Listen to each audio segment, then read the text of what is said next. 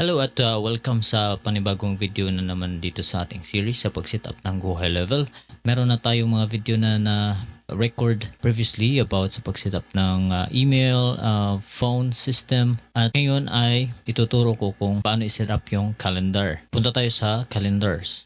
And then, dito makikita yung view ng calendar. Pwedeng i-month view or week view or day view. At makikita dito kung mayroong nakaschedule na mga appointments. At dito, mayroong users. Kung ilan yung staff or ilan yung user na nailagay dito sa account na ito, magsha-show up dito yung users. At pag naka-check, meaning to say, yung mga user na yun ay makikita dito lahat ng appointments kung meron man sa kanilang calendar. Para ma-link yung calendar, example, may existing calendar kayo sa Google, pwede nyong i-link yun sa Go High Level. Punta lang tayo sa settings. Then, dito sa My Staff, calendar configuration. Okay, so para ma-set up yung calendar sa isang user, dapat nakalagin ako sa aking account na gustong i-link yung calendar. Yung gagawin ko lang ay pupunta ako sa settings and then my profile.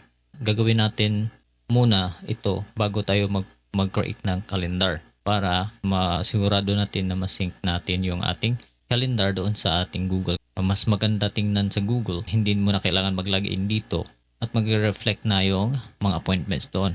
Dito sa ating personal data, scroll down lang tayo at may nakalagay dito na add. Mayroong options dito kung anong mga calendar o third-party calendars na pwede nating ma-connect sa ating account. So, pwedeng Google Calendar, Outlook Calendar, iCloud Calendar, at Calendly. At meron dito para sa video conference, if you're using a Google Meet, pwede mo yung i-connect yung Google Calendar at automatic na yung mag-create ng Google Meet link every time there's a appointment. Pwedeng Zoom or Microsoft Teams. So, yung gagawin natin is yung Google Calendar. Login lang tayo sa account natin, right? And then continue, right? Continue.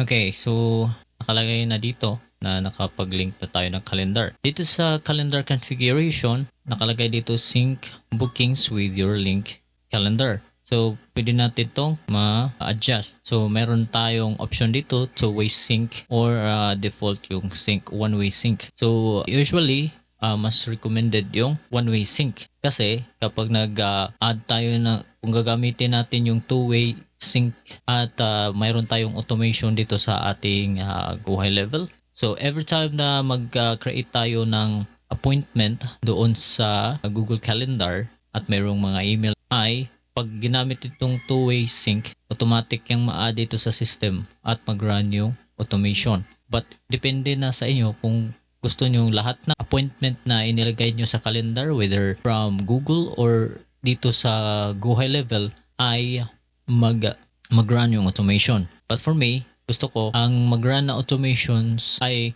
yun lang nasa appointment na gawa galing sa calendar ng Go High Level. Yung pipiliin ko is one-way sync. So, okay na yan.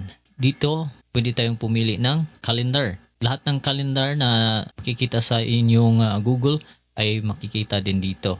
Pwede nyo piliin kung anong calendar mailagay lahat ng appointments na gagawin ng Go High Level calendar. At dito, pwedeng ma-check kung mayroong conflict.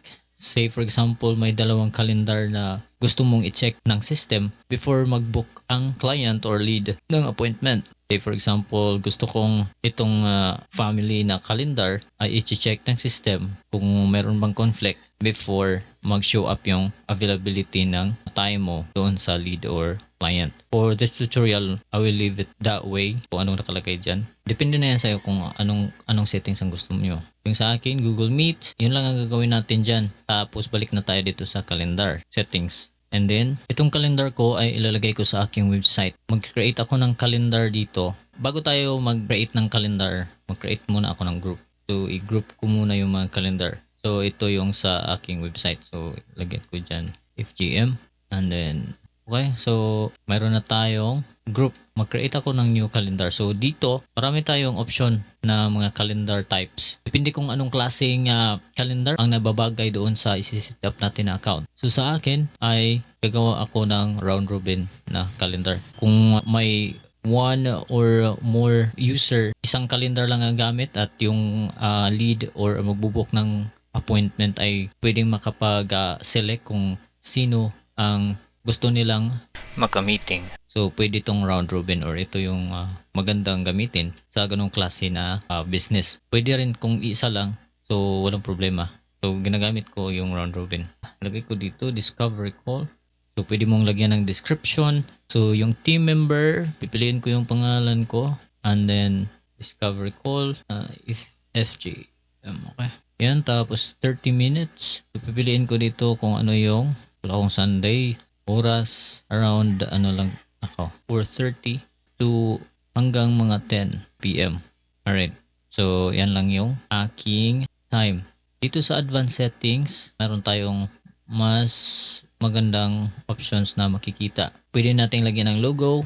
Kung may more than one yung team member na naka-assign dito sa calendar na ito, mayroon tayong option to optimize for availability or optimize for equal distribution. So since ako lang mag-isa, so walang problema yan. Dito sa ating meeting location, so piliin ko lang meeting location, Google Meet. Okay na yan. Pwede rin kung marami kayong location, pwede ka mag-add ng location. Okay? And then just explore sa iba pang mga options na nandito na gusto nyong iset. Yung kulay ko is red.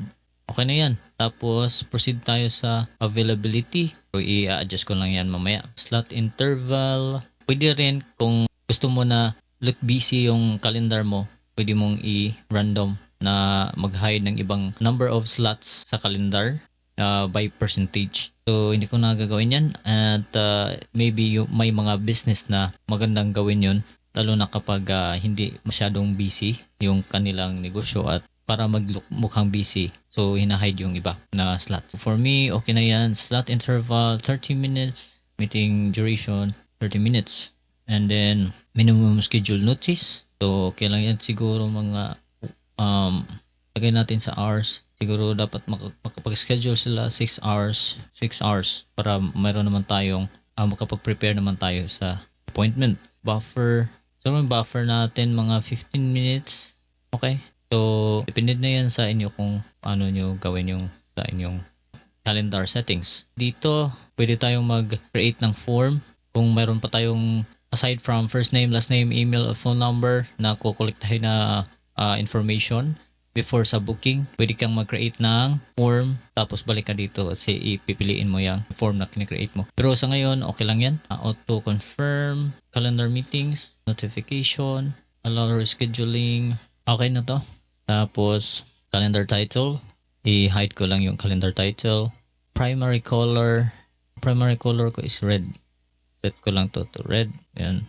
In case pala na gusto mo mag-accept ng payments, so dapat may nakalink ka either PayPal or Stripe or iba pang mga allowed na payment gateway. So, i-link mo doon sa setting at mag-appear yan dito na pwede kang mag-accept ng payments like down payments. Okay, but for now, okay na yan.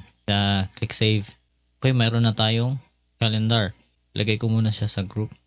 I-select mo lang yan para kung mayroon kang mga groups, i-select mo lang yan tapos mag-appear na yan doon sa group. Ang kagandahan pag may group ka, kasi pag may more than one calendar ka, mayroon itong link. Okay, share group. Makikita mo dito pag copy natin dito sa browser at i-paste. Pag naka-visit tayo dito, mag-appear lahat ng calendar na nasa group. So, since isa lang yung calendar na inilagay natin sa group sa ngayon, so isa lang naka-appear. Pero kung i-add natin yung isa, say for example, i-add natin tong DC, yan, edit lang natin.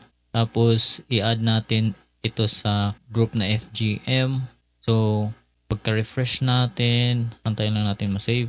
Then, pagka-refresh natin dito sa page na ito, so makikita mo, na idagdag na yung isang group. So, lahat ng naka-group dito sa or makasama dito sa group na ito, pag nag-share ka ng link na ito, automatic maidagdag yan dito at may option sila na mag-select na kung anong appointment type yung gusto nilang i-book sa inyo. So, yan ang kagandahan. So, makikita mo dito yung branding ng color na change na. Alright, at saka yung available time.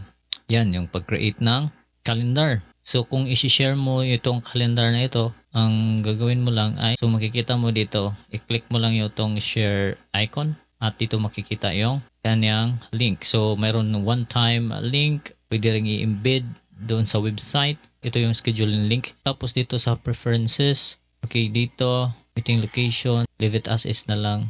So, depende dito kung gusto mo magsimula yung week sa Sunday or gusto mo magsimula yung week sa Monday. Yung time format, dito mo change kung gusto mo lang ng military format or ganitong klaseng format.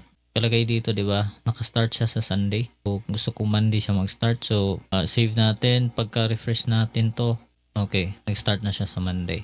So, nakalagay dito, di ba, yung Saturday is naka-off kasi wala akong nilagay dito. Dito sa availability, dapat kung anong araw ang gusto mo, dapat check yan para mag-appear dito. So, nakalagay dito, di ba, Saturday. Dapat available to pero wala. Hindi siya available. So, dapat dito nakalagay ang Saturday. I-refresh natin ito ulit. Okay. Andito na mayroon ng Saturday. So, dito sa connection, in case na hindi mo pa na add, so pwede rin gawin dito yung pag-connect ng Google Calendar. Pag mag-block tayo ng time doon sa ating calendar, so kung anong time na binablock natin sa Google, automatic niya na magbablock. Unavailable din doon sa ating calendar. So kung gusto mong mag-block ng time at hindi mo na kailangan mag-login doon sa Go High Level, so ang gagawin mo lang kung mayroon kang Google Calendar, so doon mo lang i-link mo lang or i-sync mo lang yung Google Calendar mo. Kasi mayroon kang Google Calendar sa phone, so mas madali lang mag-block ng time doon. So dito sa akin, say for example, sa 28, ibablock ko yung calendar. So magiging busy ako dito. Lagay mo lang sa busy, tapos example 4:30 to 6 p.m. So pagka-save mo yung ganyan, so tandaan mo 28, 4:30 to 6 p.m. So dapat pagka-refresh mo nitong calendar na ito ay sa 28. So makikita mo 6:30 kasi may buffer tayo at may interval pa rin na 30 minutes. So 6:30 yung makikita dito. Sa susunod na video ay mag-create tayo ng automation para sa mga reminders. Okay? Para malagay ko na to doon sa website ko. Okay? So maraming salamat at don't forget to subscribe. At kung wala ka pang account, pwede mong gamitin yung link na nasa baba. May 30 days free trial po tayo. At so kung mayroon kayong client na naghahanap ng kung setup ng kanila account or gustong hindi pa nakapag-open ng account, pwede mo gamitin yung aking referral link. So, yun lang at salamat. Magandang araw sa ating lahat.